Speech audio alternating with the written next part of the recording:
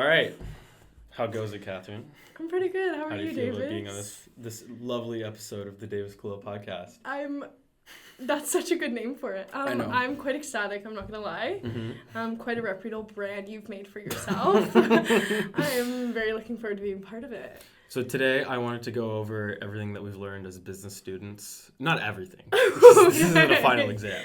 Just what we've gone over, in our business school that we've learned, because this is our final semester before we go off to exchange. So it's a little bit of a sad but also happy one, because we get to be done with this, but at the same time we have exciting things in the horizon. So just a little bit of context, Kathryn and I have kind of been partners in crime throughout our undergrad, taken like the vast majority of our classes together, and just kind of gotten through them together, because a lot of the time it was better. I find a lot of the time it's better to have someone to study with. Absolutely.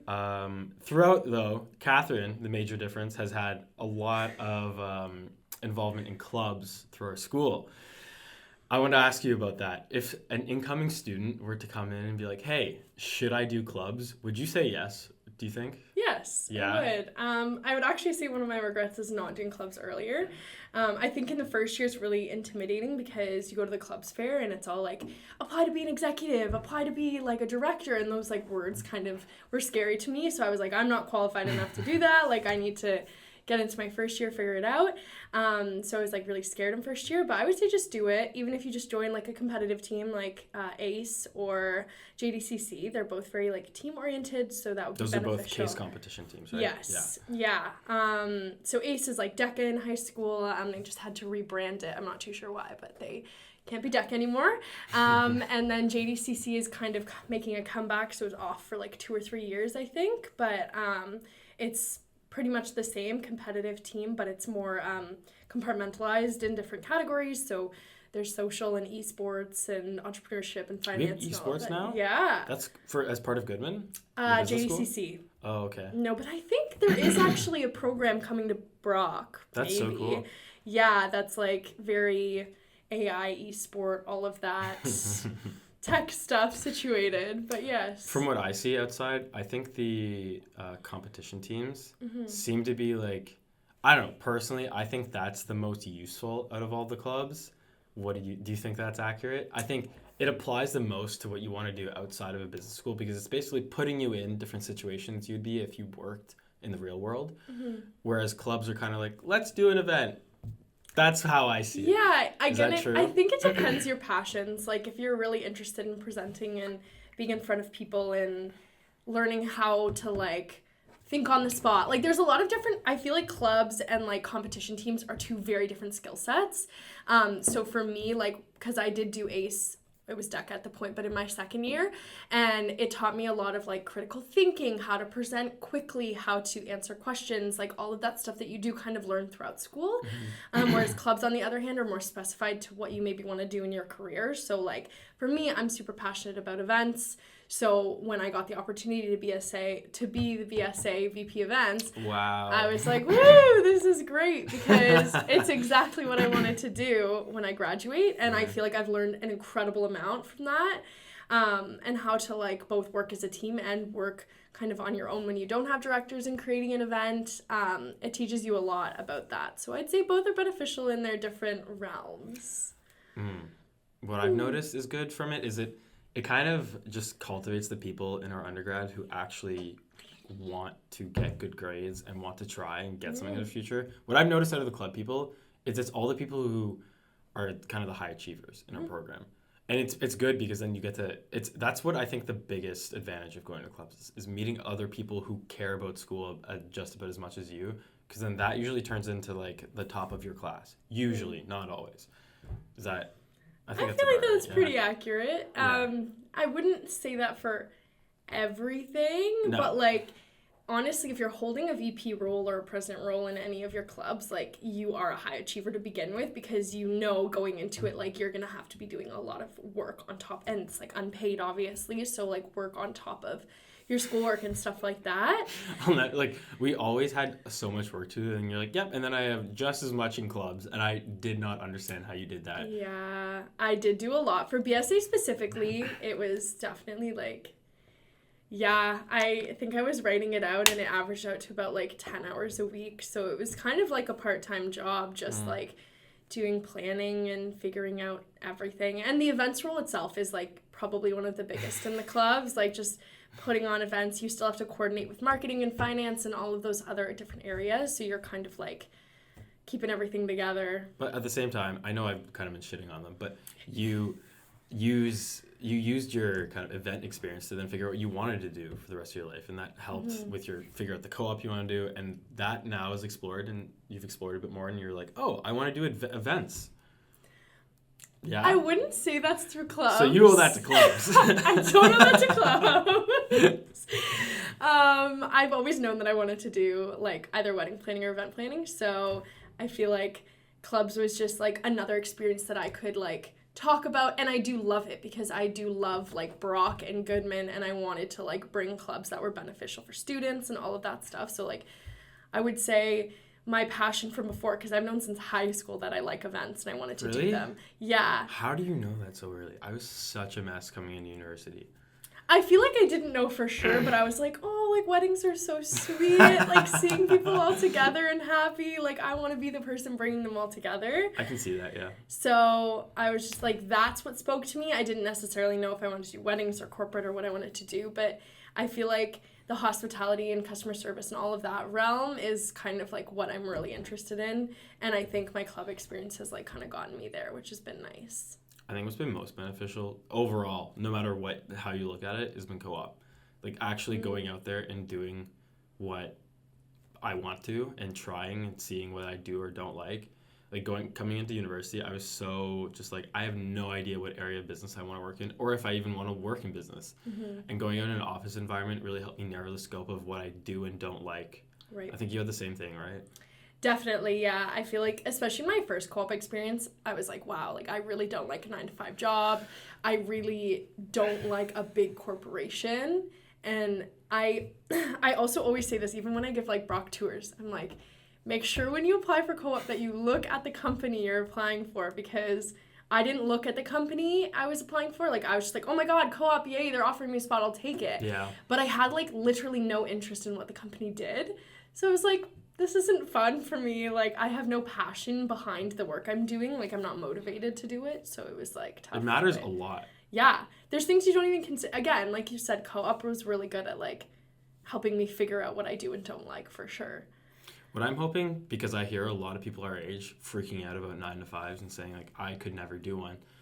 I hope that there's a cultural shift and we all start kind of moving away from the traditional 9-to-5 and find something new where maybe people have more multifaceted jobs so they can do like a few things that altogether make up that amount of hours in the week, or even something that's just more efficient overall, that you don't have to work that many hours but you have the same amount of output. Yeah. I think that's where everything's going. I believe that as well. I mean, I think I was talking to you about this, but I'm taking a labor studies course, and our professor was kind of explaining to us automation and how some people with a really futuristic view think that, like, in the future we won't ever have to work, and that will be our new society, and we can just all do, like, leisurely activities because robots will be kind of running everything. That's wild. Like, I'm going to flip the question on you. Do you think that's, like, feasible? I know a lot of people that would drive insane because work is their main purpose. Right. But is that a good thing? I don't think so. Yeah. I think that if in an ideal society, everyone could just focus on what they like, making themselves the best person they could be, and like maybe contributing positive things to society, that would be amazing. Also, that's a very like rose-colored glasses point of view, because there's so many things that could go wrong with just completely giving up your personal freedom, not personal freedom, but your the work that it takes to keep up a society to something else. Like, just think about the problems you have with computers now and issues. Like last summer, the internet in Canada shut down in Rogers for one day, and it caused so many issues across our entire country. Yeah. Just imagine if the more we give up, the potential for high issues like that increases when something goes wrong. I'm not saying it's impossible. I'm just saying that it would be tough to navigate with all those technological issues. I also feel like it's kind of like flipping a switch, like, you'd have to go from 0 to 100, because you couldn't, like, gradually lay people off, because then how are they getting funding to, like, go do the things they're passionate about? So it would be, like, everyone's working, and then everyone's off work, and they get payments some other way. And then it's the whole monetary issue, like, how would people get money to do the things they like? And, like, I don't know, you know? Well, that's the argument against universal basic income. Yeah. And then, like, think about the people that right now they enjoy working because it gives them a lifestyle that they put the effort into and can get, and they deserve and like that lifestyle. They would be left out of being able to achieve that because there's no way for them to put in that effort. Unless, in this amazing idealistic society, everyone has that amazing lifestyle. I don't know. I guess they would. That's the thing. Like, would we all be equals? Would there still be, you know, higher upper class, lower class, middle class? Probably not. Not even, everyone would just kind of be even. I know a lot of people that would probably have a problem with that. I think that would be crazy. Yeah, because especially if you're like in your, let's say, 50s and you switch to this new society all of a sudden, then like you've worked your whole life to have that status, and now you're all equal. Who cares about status? What does it matter? Some people do. People like in upper class really do, it seems. I think you're right. That's a crazy one though. Yeah, I don't know. He was mentioning that in lecture. I was like, wow, that's so interesting. Like, I just feel like there's so many like deeper layers to that situation. That's not the first time I've heard that though. There's this angel investor who actually brought up on the last time with Jordan, who's named Naval Ravikant, and he's this really smart engineer, and he talks about if everyone became an engineer, which is not impossible, it's apparently a much less daunting task than it's made out to be, then everyone, our society could advance at a much faster rate. And then he talked about that utopian society where everyone's just like into the arts and everyone's doing great. Yeah, we talked about that too. I feel like I don't know, maybe it's just an adjustment because we've grown up in a society where that doesn't happen, but I feel like I would go crazy. I agree. I feel like if you, like you were saying, like everyone has a purpose in life, like regardless of what it is, or not everyone, I guess, but a lot of people do, and like a lot of people prioritize work as their purpose.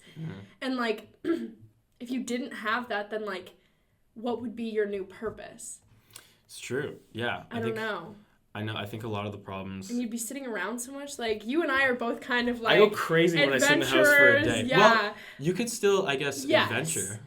But like, then it's a matter of what do you come back to? Because you know how we're both talking about traveling. It's like, oh my God, we're going to go travel. We're going to live like these amazing lives for a few months. And like, that will be amazing. And like, there are people who travel for their life, which is awesome. But I still feel like at the end of the day, I want to come home and have like, and then get back into a job and have a routine. Like, I don't know that I could just like do that forever. I guess the key there is balance. And I think, actually, that's a good point. Maybe our exchanges are so much more valuable to us because we know that they're temporary and they're finite. Without that, we could be like, I could be wherever for any extended amount of time. Who cares? I don't need to enjoy this. And maybe we wouldn't savor the moment as much. Right. Like, I know a lot of the issues that come in my life and my friend's life stem from not having everything kind of come too easy, with everything being so efficient in our lives. Right. Like, that's a big problem with, I don't know, like a lot of people not feeling the need to exercise. It's because it's not natural for us to go and sit in a gym and like move weights. It just kind of was a process of our body for so many years. And now that we've become so efficient, we eliminated all those physical needs that we had to put our body through. Now it's an abnormal process that we have to actually put ourselves in a situation where we are purposely expending calories. Yeah. That's not normal in human history. It's not, but it's like, then that's a whole other situation, because then does it come down to like the food we consume, and that it kind of forces us to like have to do that, especially in like the North America culture. Then we all just become Wall-E people. Exactly. Yeah, that's where this is going. Yeah. Is that the We're kind really of... talking about? Oh my God. Yeah. That's what the society's turning into. We're all going to be Wall-E people. We're going to jet off into space and just be in our chairs. Correct. It's possible. Is that what they talk about in your class? No. Again, it was like briefly mentioned, but it really made me start to think about all of that stuff. Because like, yeah, like you said, it's not natural. A lot of things we do are like not really natural for human evolution. Like, think about where we came from. Like, we didn't go to the gym and, like, lift weights, you know? We just, like, started walking and, like, Yeah. I don't know. Yeah, like, I just got back from Cuba, and I was walking so much, and I lost 5 pounds without even trying. I was like, oh, wow, that was cool. Yeah. But I think, okay, that's cool, you know? You can say that our society is advancing really fast, but at the same time, I do not want to have to do all the things that our ancestors needed to do to burn calories. Like, I'm very glad I don't have to be a farmer, and I don't have to, like, do all that stuff and go This is true. You know? Look at that. Yeah. I feel like farming is such an interesting topic.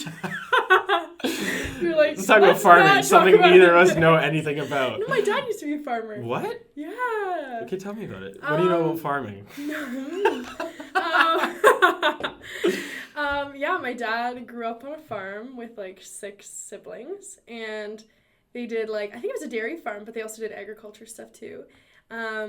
So, like, it's funny because there's a trail behind our house now, and it has just a bunch of old farm equipment, like, along the trail that people have just dumped in the middle of the forest.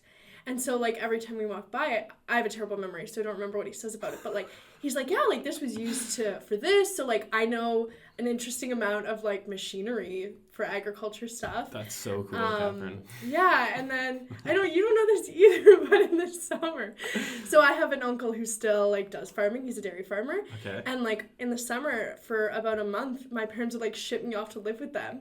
What? Yeah. They got annoyed with you? You're like, go, Kathryn. Yeah, they were like, okay, like, go live with them. And I would, like, do all the farming stuff. Like, we would milk cows. We would, they didn't do agriculture, so it was mainly just dairy stuff. And there was, like, chickens and stuff like that. And then when we got, like, the hay delivered, those bales are fucking heavy. Okay, so if you had to do that for your whole life, would you think? No. Oh my God, like, I don't know how people farmers are so vital to, like, our entire economy.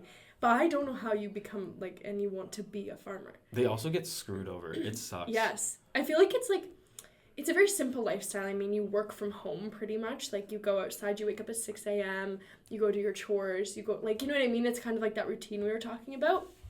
But, like, I can't imagine just doing that, like, all day long, every day. That sounds exhausting. Mm-hmm. And, like, not very fun. No. Like, yeah. I know my grandfather, who lived in Sicily, he grew up on a farm. Okay. And he, by the time he was 18, left because he didn't want that lifestyle anymore. Yeah. And I think it's fair. And I can really understand that because he was a very intelligent guy, and just sitting around on a farm, like, I feel like he probably thought he was wasting his time. Yeah.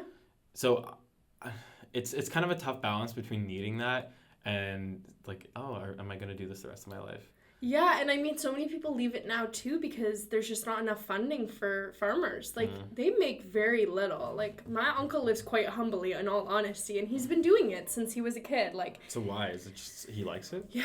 I think that's all it is. Like, I mean, all his other siblings went on and did, like, kind of the corporate jobs because they didn't want to be farmers. But, like, my dad, whenever I talk to my dad, I'm like, yeah, like, would you have wanted that lifestyle? And he would have. Like, he said that if he hadn't met my mom, like, he probably still would have been a farmer. No way. Yeah, so it's like, I think, I don't know, life takes you in so many... It makes sense when you guys live in the middle of nowhere. Yes. Yeah. It was a compromise, exactly, because my mom was, like, pretty much a city girl. She grew up in Calgary, she lived in Toronto, she lived in Quebec, like, she did all this city stuff, and then my dad came from, like, where did he come? Oh, where's it? Wainfleet. So, like, in the Niagara region, it's very down. I don't even know where that like, is. Near Fort Erie. Okay. Kind of beside Fort Erie in Sure. Port Colborne.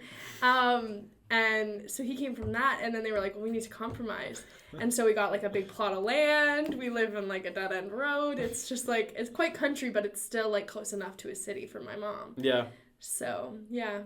I think in that situation, like you talked about it growing up, it's a little bit tougher on the kids because there's less people around. Mm-hmm. I think sometimes we're at the stage in our lives where we got to start thinking about what do we want out of our futures. And I think, wow, I could totally see myself just, like, isolating myself in a country home and not talking to anybody. But I'm like, if I do have a family, I could see that being really rough on kids because it's important for them to socialize or else they become like those cool kids, you know? You know what I'm talking about? Are you afraid of me? No.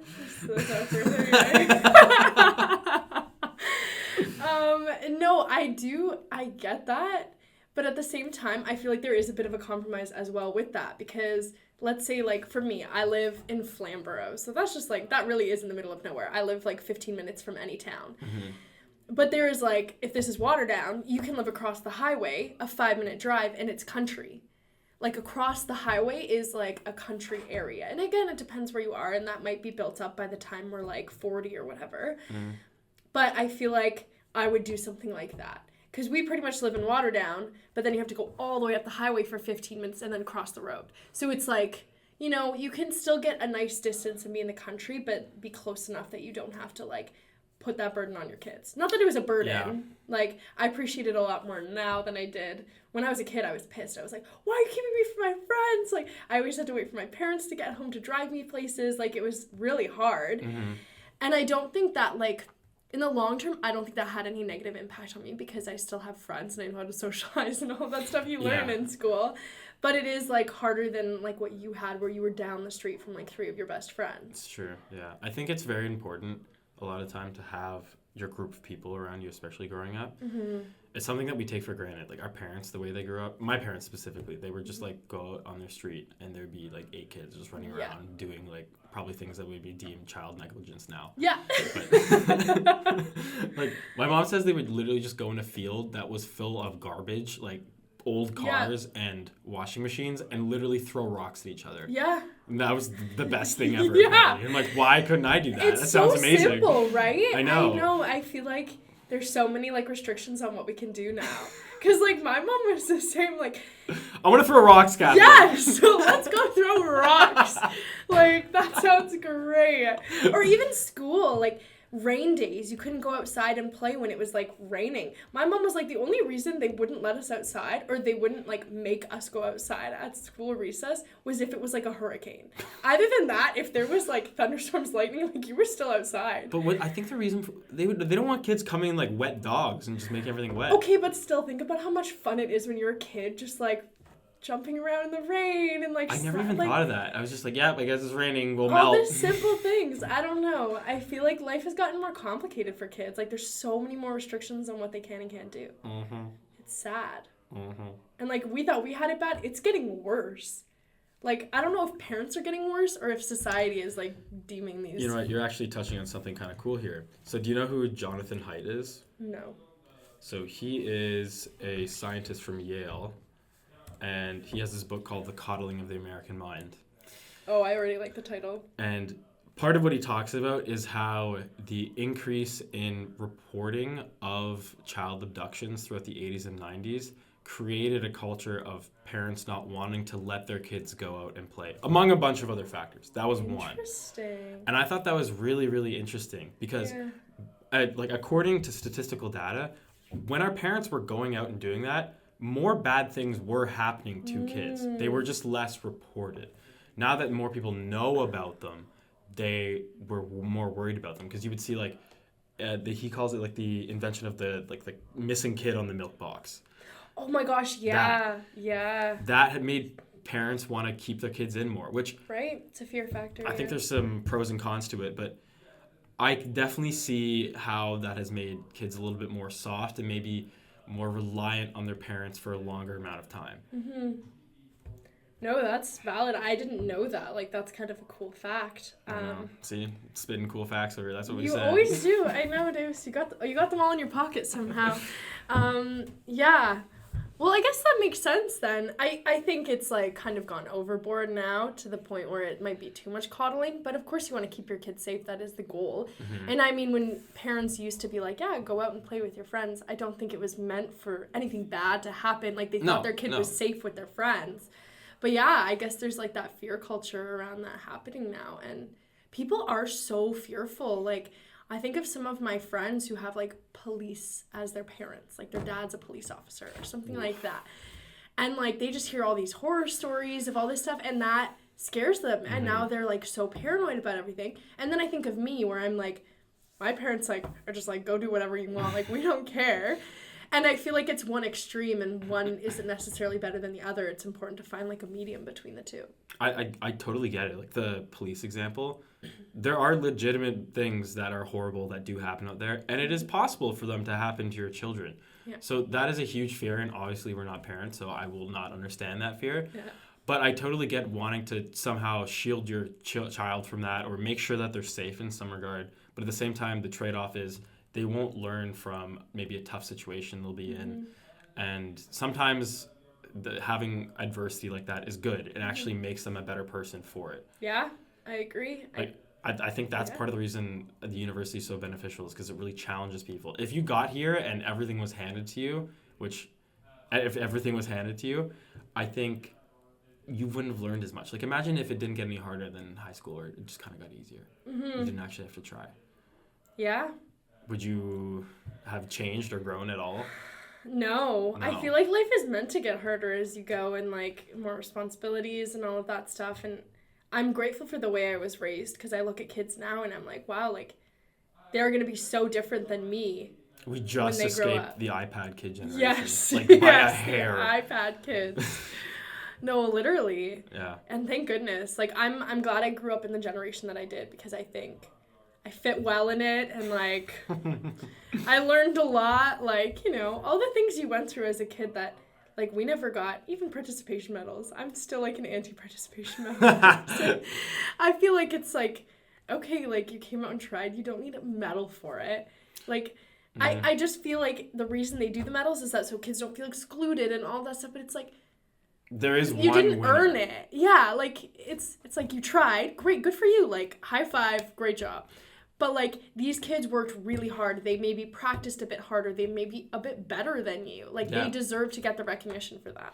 I think the big mishap there is the kids who get the participant medal, were outworked by these other kids, don't feel the need to think, okay, what did I do wrong here, and how do I get better for next time? I was probably a victim of this when I played sports, honestly. I wasn't too passionate about it, but it was like, it is what it is. Yeah. You don't feel the need to think, okay, what did I do wrong here? How can I do better? That, I think, is the worst thing to take away from it. Yeah. And I'm lucky. When I did wrestling in high school, I had a coach who was like, he was kind of more traditional in that way, where he was like, you fucked up. You messed up here. You got to figure out how to do better. We're going to train harder next time because you didn't train hard enough this. And he wouldn't be like, you tried your best. He would tell you if you sucked. Which made, when he gave a compliment, actually means something. Yes. That's really important. It is. And I feel like it's undervalued now, too, because, like, people are just so enthusiastic. They're like, oh, my God, good try. Like, yay. But having, like, those tough people when especially sports, I feel like sports is the best way to get your kid, like, toughened up, honestly. Yeah. Because in basketball, had, like, vicious coaches that were, like, you're awful, like, do better. And so I worked, like, extra hard. And same with singing. Like, it's in the arts, too, because, like, it's cutthroat. There's only a few spots. Yeah, and, like, that's the thing is if you're driven and you do actually want to do better, because, like, I wanted to do better and I knew that, and someone's, like, pushing you and being like, you need to practice a lot more than you're practicing, like, I would go and do it because I wanted to be the most improved and I wanted to be, like, the best I could be. And how did you do in singing as a result of that? Really good. There you go. And I literally got most improved in our, like, little company thing. Boom. Yeah, so I was very happy. And weren't you proud of yourself for putting in the work? I was. There you go. Yeah. How did we get here? I don't know. And how do we get back? I think I'm going to train my child like a little warrior. I'm not going to teach my child. I'm going to train him. Make them fight all the other kids. Like, I frequently say this with my friends. We're going to have as many children as possible and raise little armies so we can pit them against each other and see who does the best. Just do like an annual Hunger Games. We lost one this year. Too bad. Didn't work out for Jimmy. That's so funny. Just imagine. That'd be a great idea. Yeah. I would watch that show. Maybe if we have all the time in the world. Get Lucas to be a little producer of the show. Oh my God. But maybe if we have that kind of utopian society you were talking about before, people just get really bored and start doing things like that. Like, just pin their kids against. I'm gonna have 10 children and train them to fight other children. Hunger Games. It's possible. Oh my God. That's what the Hunger Games is. The Hunger Games is just a prediction of the future. There's probably something in The Simpsons about it, too. Yeah, probably. We're deep-rooted in there. That's a scary thing, eh? The Simpsons literally predicting everything? Yeah. Getting closer. The mic. Oh, okay. You're backing up. Oh, I didn't even notice. Yeah, I feel like The Simpsons is gonna produce. Did you watch it growing up? No. Me neither. But I feel like now I see videos where it's like Trump was elected. That was the wildest one. There's a bunch. Like there's weird even like weather happenings and stuff that have been like related to The Simpsons predictions. Did you watch all that growing up, like cartoons or anything like that? I watched the Looney Tunes. Looney Tunes. Woke up at 6 a.m. every Saturday morning to watch Looney Tunes. I had a teacher in elementary school who had an obsession with The Simpsons. And she had this big poster in her room, and we would all just kind of sit around it and look at it. And it was of, those, they had a poster of every single Simpsons character there ever was. We would just sit around and look at it, and she would point out different things in it. Now that I think back on it, that was so weird. I don't know why we did that. Yeah. Did you have any weird things like that in elementary school? I don't really think so. No. I think, and we also had this thing called the WWF Club. Do you know what WWF is? No. It's the World Wildlife Fund. And we'd literally just sit around, pick which animal we want to rescue next, and then she would tell all these 10-year-olds to go ask your parents for money. Oh my god. And then we'd save an animal. And everyone would bring in Oh wait. And you get a little plushie. The cartoons? And it was like that's Webkins. No. There were like cartoon people. And it was like a website. Bit strips. No, David. Are you even listening to what I'm saying? No, it was something about wildlife stuff too. And like you'd have to like reach up to a certain amount, but my parents never got any donations, so I never ever reached an amount. I don't know. But do you guys have like the chocolate fundraisers and the magazines and? Oh no! But we did have this one thing one year. No. Where I don't know what it was. One of my teachers was like, "All right, everybody, I have 500 Christmas wreaths. Whoever can sell the most gets like an A+." I don't know what that was about now that I think back on it. That's interesting. And I think my brother and I did really well on that one. We just like kind of pestered all our neighbors like, "Buy a Christmas wreath, please," and they did. We're good salesmen. I feel like cute kids to begin with is just like you're set. You can get anything you want. Actually, another thing my brother and I used to do was we had a paper route when we were like 10 or 11. Yeah. And it was almost like child slavery because they wouldn't really. They paid below minimum wage because we were 11. I don't even think we qualified to work. No, literally. So how we got paid was they're like, ask the people for tips. Because it was a free newspaper. So they weren't actually paying for anything. So my brother started doing this and I copied him. He was like, I would try and look like extra pathetic when I was out there. So they would, when I knew someone was looking, so I knew they felt worse for me and they would donate me more money as 11-year-olds. Wow. I know. It was rough out there being an 11-year-old. That's so funny to me. Like you said, like you're just like going and knocking on the door. Hey, it's raining outside and I just rubbed on your new. Basically, yeah. Like he would pretend to just fall. Guilt them into He'd pretend to fall in front of them. Imagine seeing an 11-year-old kid just fall. He's like, he was manipulative. Wow. Yeah. He's like, oh, this poor boy. I have to give him so much money. It wasn't bad. That's really funny. Yeah, I think childhood jobs are good. Child slavery, bring it back. You know? Hashtag bring it back. Bring it back. Well, you worked a job as a kid, didn't you? I worked as a soccer referee. That's like... Which was like honestly like not bad, and I got paid really well for it. There you go. Yeah, I think it was like 45-minute games, and we got like $16, which at the time was really good.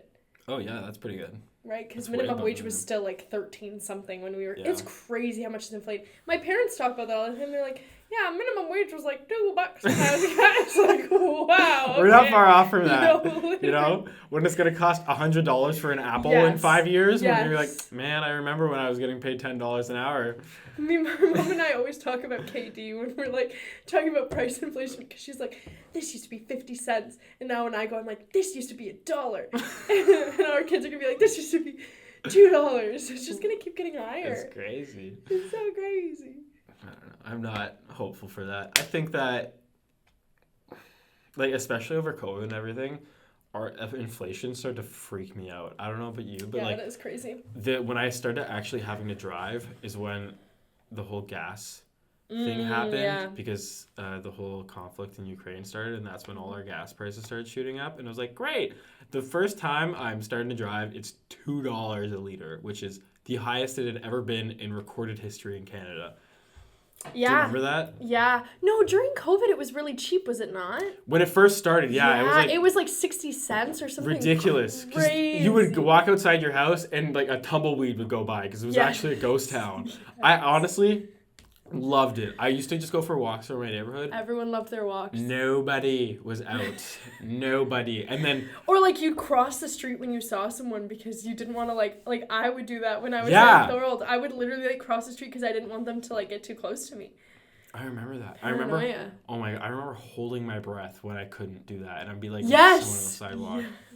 Wow, we were crazy. No, isn't that like you could do like a 7-hour podcast about COVID. It's crazy. It was wild. I feel like I genuinely forget about that. Like it doesn't feel like it happened. I feel like it's like trauma where it's just like, yeah. Kind of blank that out from my memory. Literally. Well, nothing memorable happened throughout the time either, really, to like make you remember. It just kind of existed. You literally just got through. I know. I don't know. It's scary. Imagine being... I'm thankful we were in university. Where, you know, a lot of our socializing and all that had already kind of happened. Would have been really nice to, go to more parties. Have another year, yeah. But it is what it is. Who I really felt bad for are high school kids. I don't know if this is just me, but now when I see, like, the new first years coming in who went through the end of high school through COVID, I'm like, you guys are different.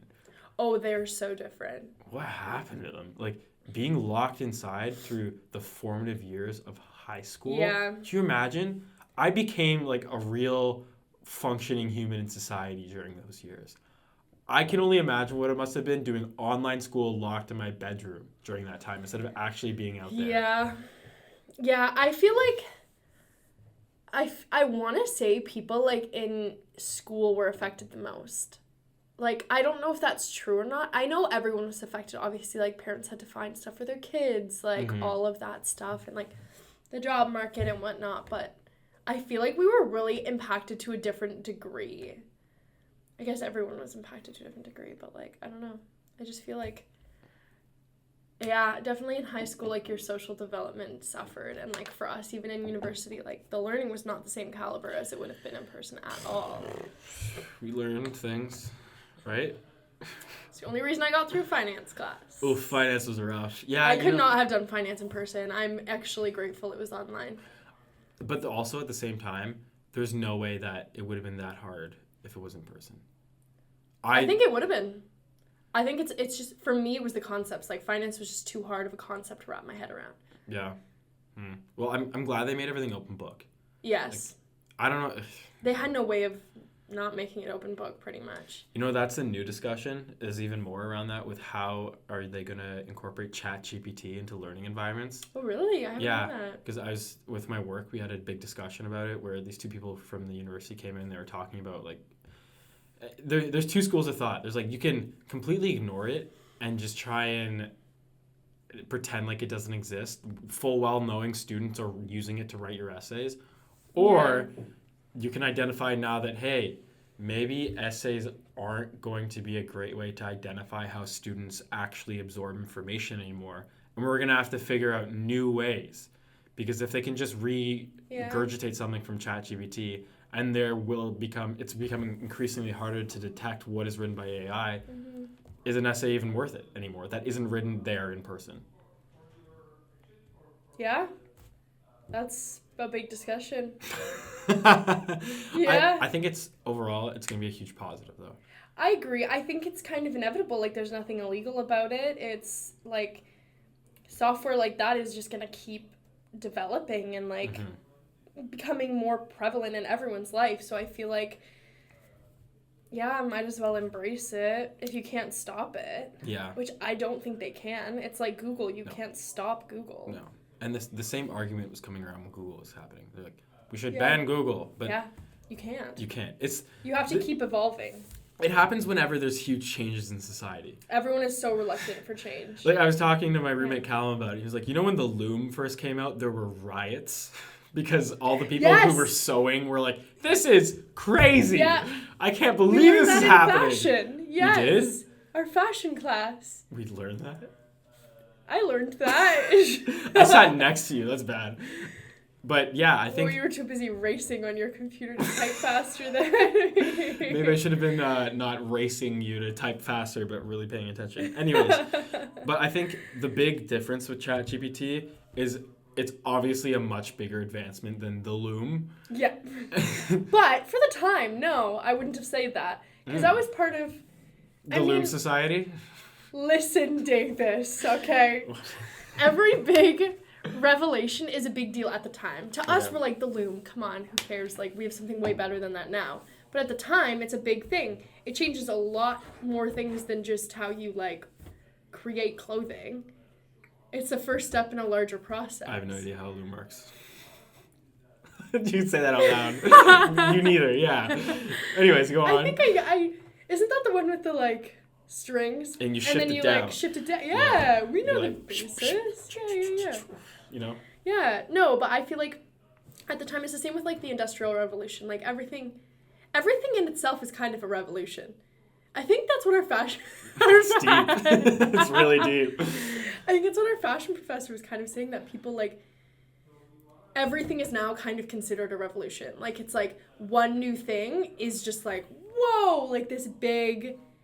I don't know, almost accomplishment. Every advancement. Yeah. Every change. It is a revolution. Mm-hmm. And even like, yeah, like think about how many we've experienced in our life. Just like introducing technology, Google, like, and like all these online businesses, like all of this stuff is a new e-commerce. That's huge. Like everything about it is.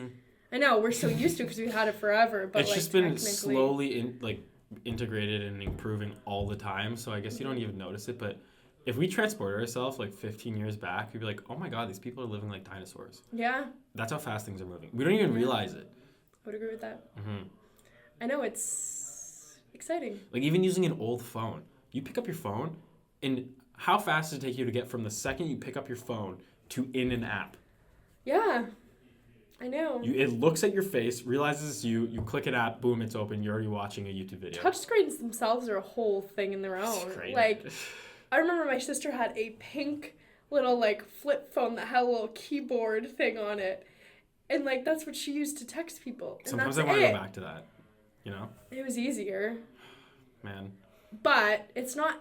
That's the thing. Like, you can't just have that now because everything's in demand. Like, you need to have your phone so that you can check your email all the time. You can check, like, all these things that are going on in your life.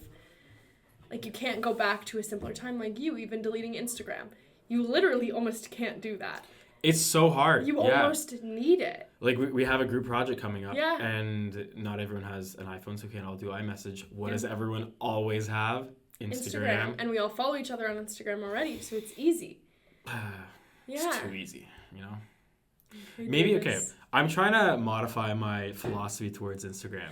I'm trying to just have more self-control with it because that's my issue. When it is on my phone, I will just look at it to the point where I'm now just like, oh, I wonder what this person's up to. Oh, I wonder what this person's up to. Okay. And the unrealistic image people put forward makes me feel like crap because you're built to compare yourself to other people. Yes. That is normal. It's your brain, yeah. It's your brain. It's human nature. It's how we all improve, and that's okay.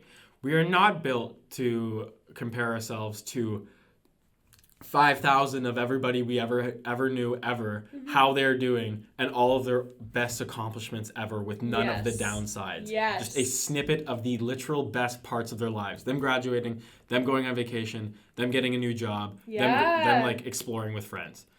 There's so much outside of life you don't see to that. That's the problem I have with Instagram. It's because you forget in that moment to think, okay, this person probably went through problem XYZ, but of course you're not going to put that on Instagram. No one expected to. Yeah. I have a hard time with that, and I think it's not great for your brain. Yeah? Know what I'm saying? I couldn't have said it better myself. Like, you ever caught yourself scrolling through Instagram and just felt like crap and like I don't want to actually be on this app, but I just keep going. And you go back to it too. Like on a Friday night, if I'm not out with friends or I'm not doing something and I like go on Instagram and I'm seeing everyone out at the bar, I'm seeing everyone doing this, I'm like, literally on the verge of tears. Like, it's so sad, and you put yourself through it.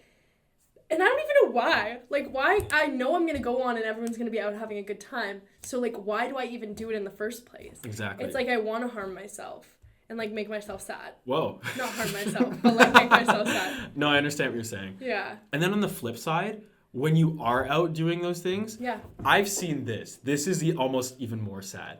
I've seen someone, like, at a bar or a club who looks like they're having a miserable night. Yes. And then I've seen their Instagram or Snapchat story, and you would never know. Yep. Because for those 2 seconds, they put on a face, like, pointed the camera at their friends, and made it look like they were having a great time. Yeah. They went, okay, guys, I'm going to take a video. And they literally, go around and take a big video of everyone dancing and jumping. Like, what's the point? And Why? I don't even do that because it's like, I don't know. I feel like it also comes down to being, like, a little bit understanding of other people's situation. Like, it's like, let's say you weren't able to go out with your friends for some reason, like you had a commitment or something like that. And then them coming back to you and being like, oh my God, that was the best night out ever. Like, you missed out on such a good time. That is, like, the shittiest thing you could ever do to someone. It's true. Like, and people do it because they think that it makes them feel like they have friends and that they're important and that all of this stuff. And it's just, like, sad because it harms more people than it actually, like, benefits you in the long run, probably. Because you should know that you're making your friends feel shitty. Yeah, I definitely see that. You should, I know. If someone, and then that's compounded by the fact that they saw everything you got up to the night before. Yeah. Which is even worse. So on top of that, exactly. And I mean, if I'm like, Davis, how was your weekend? And you're like, oh, well, like, I went out with a group of my friends. It was really fun. And I'll be like, that's great. That doesn't matter to me. But it's more just like when, like, you can't go to plans and people, like, won't shut up about how great they are. That is, like, upsetting. But I feel like a lot of people feel that way, and Instagram's tough for that. And so is Snapchat. Like, people post videos all the time. That's the thing. It's not like, oh, I need more followers, and that will create happiness. Mm-hmm. That couldn't be further from the truth from what I've seen. I think it's a never-ending cycle of you get this giant dopamine hit from getting all this attention and all these followers, and then afterwards, if you were at, like, let's say, like, a 5 happiness overall, the dopamine hit will bring you up to a 20, and then afterwards you'll be back down to, like, a 1. Yeah. So that way you're less happy overall, and you think, I gotta get more followers to just get back to baseline. Yeah. I feel like it is really, like, a competition. Like, we are actually such a competitive society, if you think about it. Like, you always feel like you have something to prove. Mm-hmm. Whether that's through your professional life or your personal life or however you want to do it. Like, I don't know, I always feel competitive to, like, do my job better than someone else or, like... But see, even in that environment, it's you and you feel compared to your coworkers. Yeah. Which are, a handful of people that are actually on an equal playing field with you in your job. And I think a healthy amount of competition is good. Mm-hmm. It's just, and, like, you see Instagram, you're comparing yourself to celebrities. Yeah. There's no way that you can compete with people like that. It's just unrealistic competition. Yeah. I think that breeds a very unhealthy mindset. I don't know. Maybe some people, like, a lot of my friends just call me an old man for not liking social media in that way. No, I think it's valid. But I like to, a lot of the times I think if maybe I'm not the happiest or I feel myself in a certain mood, I like to analyze why. And, like, thinking back on it, I don't know if you had this experience growing up. Middle school is right around the time Instagram, for me, started to really pop off. And I couldn't think of a more toxic thing for that group of people in that age. I equated way too much of my self-worth to the numbers on this screen. I don't think a lot of people know this. Maybe people our age group definitely do. Your actual popularity was ranked on a screen.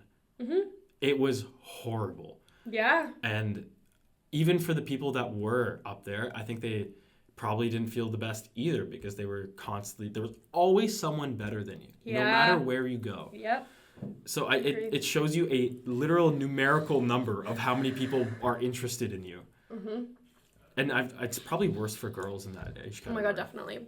I also feel like if we think we had it bad, it's like times 100 for that younger generation now, right? Because like it was just getting introduced to us. Imagine having it when you're 12. Like I don't think I had an iPad or social media really until I was like 14, 15. Like I was late to it, but that's because that was my choice. That was a good choice. Yeah. And like I don't know, I just feel, especially with like TikTok and stuff now, like there's even more. It's That's not where just I've pictures. absolutely drawn the line. It's like videos. You're comparing yourself. Can you dance as good? Can you like do all of these other things? Like, I have a good story. Yes. I saw when I was at the airport, I saw this group of girls who I think were like a cheerleading squad with all their moms. So it was like 10 girls and 10 of their moms. Right. All of them were sitting in the airport, all on their phones, as we all always are. And rather than, like, I don't know, like when I used to do hockey tournaments, we'd all just like go on games and mess with each other that way. Yeah. These girls were all lip syncing to TikToks. Oh. And I've seen that when like younger kids come to the university for sports stuff. They're sitting around the gym and they're all pointing cameras at each other and dancing for TikTok. I'm like, oh my God, I didn't realize how much of a wave this is for the younger generation. Like, we missed it because we see these dances, we're like, that's so dumb. Yeah. What, like, this is obviously a pure attention grab. Yeah. But when you're at that age, you want that attention. Yeah. Yeah. Because the affirmation of your peers means so much. Yes. So much. And you get it by dancing on a screen now. You do. That's and crazy. Getting likes and getting shares and it is really, really crazy. And I feel like, I don't know, even like you were saying, like when I would go to volleyball tournaments, like we still had, I swear we still had like flip phones, or when we had phones, we weren't on them. Like we would play cards, we would like bump the ball around, we would do like things that didn't involve like we sound like dinosaurs right now. I know, but I liked it so much more. Like I don't want to sit on my phone and pretend that I'm texting someone because all my other friends are doing that. Like, you know what I mean? I don't know. That's just my personal preference, but I do feel like that's just the new thing, is that everyone's just on their phones and iPads and whatnot. But like, people also don't understand the risks of that with like radiation and all of that fun stuff as well. Radiation. That's a fun You know about that, right? I How your phone gives off radiation. But I thought it was negligible to the amount that it can actually hurt you. Yeah, but I still think it's... Oh, no, there was a video in high school we watched in my, like, I don't know, I think I took an ethics class or something. Or, like, law, something. And the video was just talking about how, like, your phone can be, like, this far away from you and it's still giving you radiation. Like, it can be, like, centimeters away from you. I know there have been studies linked to, like, phones with men and testicular cancer. Yes. I can't remember how valid they were. I think there was some controversy around. Or even just, like, eyesight. Like, staring at your phone or your computer all day long. Okay, yeah. It's not good for your eyes. No. Like, even me, I wear blue light glasses. I have great vision. My vision's fine. I don't need glasses. But I do them because I preemptively do not want to be blind when I'm old. It's the same with, like, AirPods and putting, like, stuff in your ears. It's actually really bad for you. That. Oh, me too. I blast my music in my ear. I know. Which is probably not good, but how else do you want to listen to music? And, like, you're not going to go places and not listen to music. It's true. Especially since, like, over COVID, I would... this is so bad. I would have headphones in maybe, like, 7-8 hours a day. Mm-hmm. Wow, that's a lot. It is a lot. I would play music out in my speaker. I try and do that as much as I can just because I know having it in my ear is bad. Yeah. Maybe I should do that less. Do you ever get, like, those notifications on your iPhone that's like... It's too loud? Yeah, like, this is bad for your ears or something I've gotten 2. Like, warnings. And each one I'll be like, Or you get, like, reports. Sometimes they'll randomly send me a report and it'll be like, your ears suffered this week or something. You have the hearing of a 7-year-old. Yeah. Yeah, literally. Some of the blasting music at the gym just gets me going, you know? You know what? And you got to do it. It's what you're used to. It's what you like. I think so. But is there any way forward with this? Can we use social media in a healthy way? I do have to say, I see actually a trend of people in our age group using it in a much better way. I think since Instagram took likes off, there's been a big change. Yep. The whole emphasis on numbers ever since then, huge difference. Because, like, even, like you were saying, like, for me, I post pictures that, like, I don't necessarily look that great in, but I'm like, these are people I love. Like, I feel like my Instagram is full of people that, like, matter to me and experiences that have been great to me. Mm-hmm. And that's what I post about. And like you said, like, I don't really post the negative stuff, and I don't think I ever will, but Instagram shifted to just, like, a fun little photo album almost. It's not about, like, you looking really hot in your bikini or anything like that. And there are still people that prioritize that. But it's about, like... When I see them now, I think they're more of a joke. Yeah. I agree. I just feel like it should be a casual, like, fun little, this is my life update for right now. I that's what I was going to get to. Like, yeah. I've noticed a much better trend of people just posting fun photos where they sometimes look bad. And I'm like, that's actually really cool. Like, you don't need to be, like, the perfect Photoshop posed photo. I think a lot of people are realizing that there's no point. No one cares. Everyone sees through it. Everyone knows, especially I think it is an age thing, like at our age specifically. Like I think when you're still young, of course you're going to be like, oh my God, they have so many more friends than me, blah, blah, blah, blah. But now that I'm old, I'm like, this is my photo album. You can look at it if you want. Like, it's not that big a deal. I agree. But yes, I do think there's a positive trend in social media. And I think in business we see that all the time, like marketing efforts and all of that stuff. Like it can be used really positively for businesses specifically. Yeah. And people, like, if you use it right, it can be great. Like, I follow my boss who's on maternity leave right now. I follow her on Instagram, and she posts about her, like, son and stuff. Like, that's cute. Aww. I love seeing that, and I wouldn't see it if I didn't have her on Instagram. Yeah. So it can definitely be used positively. Yeah. It's really a mindset thing. That's, like, with everything, though. So. Well, maybe I need a shift in mindset. Maybe we should just delete the app. Yeah, it's already off my phone now. It's literally gone. Okay, Kathryn, well, thank you for your time today. I really appreciate you coming in. This has been lovely, and I think that's where we have to cut it off. Well, thank you so much for having me, Davis. No problem. Anytime, please. Anytime. Reoccurring guest, maybe. Who knows? I'd be happy to speak again. Well, we're stuck together all spring, so we better. True. Yep. All right. Well, goodbye, everybody. Goodbye.